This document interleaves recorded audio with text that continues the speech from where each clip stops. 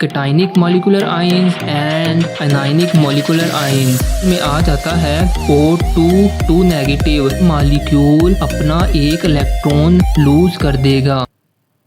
अस्सलाम वालेकुम friends, my name is Hamza and today our topic of discussion is molecular ion।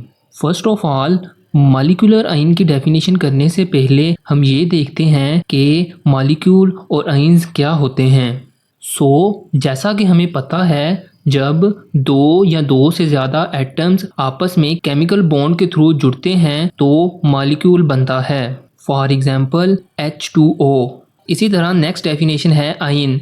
जब कोई भी न्यूट्रल एटम इलेक्ट्रॉन्स को गेन या लूज करता है तो आयन की फॉर्मेशन होती है। For example Na positive.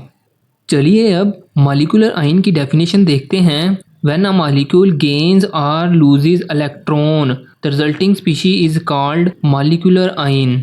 जब कोई मॉलिक्यूल इलेक्ट्रॉन्स को गेन या लूज करता है तो मॉलिक्यूलर आयन की फॉर्मेशन होती है।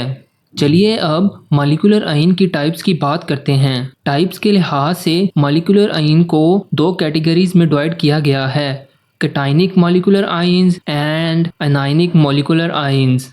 कैटायनिक मॉलिक्यूलर आयंस की बात करें तो ये इलेक्ट्रॉन के लूज होने से बनते हैं, यानी जब कोई मॉलिक्यूल अपने इलेक्ट्रॉन्स को लूज करता है तो कैटायनिक मॉलिक्यूलर आयन बनाता है। While on the other hand, anionic molecular ions electrons के गेन होने से बनते हैं। जब कोई न्यूट्रल एटम इलेक्ट्रॉन्स को गेन कर लेता है तो अनायनिक मॉलिक्यूलर आयन बनता है। कैटायनिक मॉलिक्यूलर आयंस पर पॉजिटिव चार्ज होता है, जबकि अनायनिक मॉलिक्यूलर आयंस पर नेगेटिव चार्ज होता है। अगर मैं इनकी एग्जांपल्स की बात करूं तो कैटायनिक मॉलिक्यूलर आयंस की एग्जांपल में आ जाती हैं Na positive, CO positive, CH4 positive etc। ये सारी की सारी एग्जांपल्स कैटायनिक मॉलिक्यूलर आयंस की हैं क्योंकि इन सब पर पॉजिटिव चार्ज है जो कि कैटायनिक मॉलिक्यूलर आयंस को रिप्रेजेंट करता है। While on the other hand, अगर अनायनिक मॉलिक्यूलर आयंस की एग्जांपल की बात करें तो इसकी एग्जांपल में आ जाता है O2 negative, N2 negative etc। ये सारी की सारी एग्जांपल्स अनायनिक मॉलिक्यूलर आयंस की हैं क्योंकि ये नेगेटिव चार्ज कैरी करती हैं जो कि अनायनिक मॉलिक्यूलर आयंस को रिप्रेजेंट करता है। और इसके अलावा जो कैटायनिक मॉलिक्यूलर आयंस होते हैं वो नेचर में ज़्यादा अबंडेंट मकदार में पाए जाते हैं as compared to anionic molecular ions. While on the other hand, anionic molecular ions cationic molecular ions की निस्बत कम मकदार में पाए जाते हैं। चलिए अब फॉर्मेशन ऑफ मॉलिक्यूलर आयंस की बात करते हैं, यानी मॉलिक्यूलर आयंस कैसे बनते हैं। जब न्यूट्रल मॉलिक्यूल पर हाई एनर्जी रेडिएशन की बम्बार्डमेंट की जाती है, यानी अल्फा पार्टिकल्स या एक्स रेज से न्यूट्रल मॉलिक्यूल पर बम्बार्डमेंट की जाती है तो ये हाई एनर्जी रेडिएशंस मॉलिक्यूल में से इलेक्ट्रॉन्स को निकाल कर ले जाती हैं, जिसके नतीजे में कैटायनिक मॉलिक्यूलर आयन बनता है।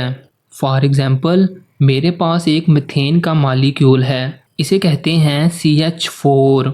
अगर इस पर हाई एनर्जी रेडिएशन से बम्बार्डमेंट कराएं तो इसका रिजल्ट ये होगा कि ये मॉलिक्यूल अपना एक इलेक्ट्रॉन लूज कर देगा, जिसके नतीजे में कैटायनिक मॉलिक्यूलर आयन बनेगा। इसे हम यूं लिखते हैं CH4।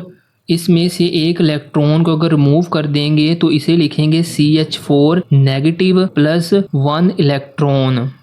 यहाँ पर एक क्वेश्चन जनरेट होता है कि मॉलिक्यूल अपना इलेक्ट्रॉन लूज क्यों करता है। फ्रेंड्स, जब एक neutral molecule high energy radiations receive करता है तो वो अनस्टेबल हो जाता है, तो वो अपने आप को स्टेबल करने के लिए अपना एक इलेक्ट्रॉन रिमूव कर देता है, जिसकी वजह से वो स्टेबल हो जाता है और मॉलिक्यूलर आयन की फॉर्मेशन होती है। Friends, this is all about molecular ion. अगर वीडियो अच्छा लगा हो तो लाइक और कमेंट ज़रूर करना और इसी तरह की वीडियोस देखने के लिए हमारे चैनल को सब्सक्राइब कर लें। मिलते हैं नेक्स्ट वीडियो में, तब तक के लिए अल्लाह हाफिज़।